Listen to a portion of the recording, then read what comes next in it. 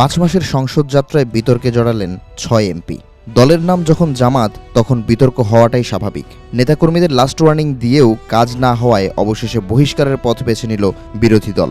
সম্প্রতি এক নারীর সঙ্গে সাতক্ষীরা 4 আসনের জামাত এমপির অন্তরঙ্গ মুহূর্তের ভিডিও ছড়িয়ে পড়ে নেট দুনিয়ায়। পরবর্তীতে 60 বছরের ছোট মেয়েকে নিজের দ্বিতীয় স্ত্রীর পরিচয় দেন এমপি গাজী নজরুল ইসলাম। যদিও পদ বাঁচাতে এমপির সাজানোই নাটক ধরা পড়ে জামাতের হাইকমান্ডের সামনে। দলীয় তদন্তে নৈতিকতা স্থলন প্রমাণিত হওয়ায় গাজী নজরুলকে বহিষ্কারের মতো সাহসী সিদ্ধান্ত নেয় জামাত। সংসদ সদস্যপদ বাতিল হওয়া এখন সময়ের ব্যাপার মাত্র। অথচ ইসলামী এই দলটির জন্য ফেব্রুয়ারির জাতীয় নির্বাচন ছিল স্বপ্নের মতো। এককভাবে 68 আসন, জোটসহ 77। ইতিহাসে প্রথমবার এমন সাফল্য। কিন্তু সেই স্বপ্নের গায়ে দাগ পড়তে সময় লাগল মাত্র 5 মাস। আর তাতেই আছড়ে পড়ছে একের পর এক বিতর্কের ঢেউ। প্রথম ঢেউ এলো কুষ্টিয়ার 3 আসন থেকে। জুমার খুতবায় জ্বালানি মন্ত্রীকে নাস্তিক বলে 2টি মানহানি মামলায় গ্রেপ্তারি পরোয়ানার মুখে পড়েন এমপি আমির হামজা। এর কিছুদিন বাদে বাজেটের আকার ভুল উল্লেখ করে বনে যান হাসির খোরাক।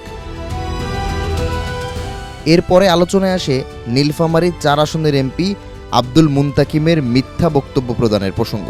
জীবিত থাকা সত্ত্বেও নিজের পিতাকে শহীদ মুক্তিযোদ্ধা হিসেবে সম্বোধন করেন তিনি। পরিস্থিতি হাতের মুঠো থেকে বেরিয়ে যেতে দেখে ভুল স্বীকারে বাধ্য হন এই এমপি। সরকারি ফ্ল্যাটের জন্য ওয়াশিং মেশিন, মাইক্রোওভেন ও পর্দা চেয়ে উপহাসের পাত্র বনে যান চাঁপাইনবাবগঞ্জ 2 আসনের এমপি মোহাম্মদ মিজানুর রহমান। আর অনুদানের তালিকায় নিজের মেয়ের নাম বসিয়ে সমালোচনার শিকার হন নড়াইল 2 আসনের সাংসদ আতাউর রহমান। পঞ্চম বিতর্ক ছিল চট্টগ্রাম 15 আসনের এমপি শাহজাহান চৌধুরীকে নিয়ে। তার পিএস ও এক যুবদল নেতার ফাঁস হওয়া অডিওতে মেলে এমপিকে পায়ে গুলি করার চক্রান্ত। আর সবশেষ গাজী নজরুল ইসলাম ঝড়ে টালমাটাল জামাতের নেতৃত্ব। এমন পরিস্থিতিতে হেফাজতে ইসলাম বাংলাদেশের উদ্যোগে কওমি ধারার 7টি ইসলামী দল ভবিষ্যতে একসঙ্গে চলার বিষয়ে নীতিগতভাবে একমত হয়েছে।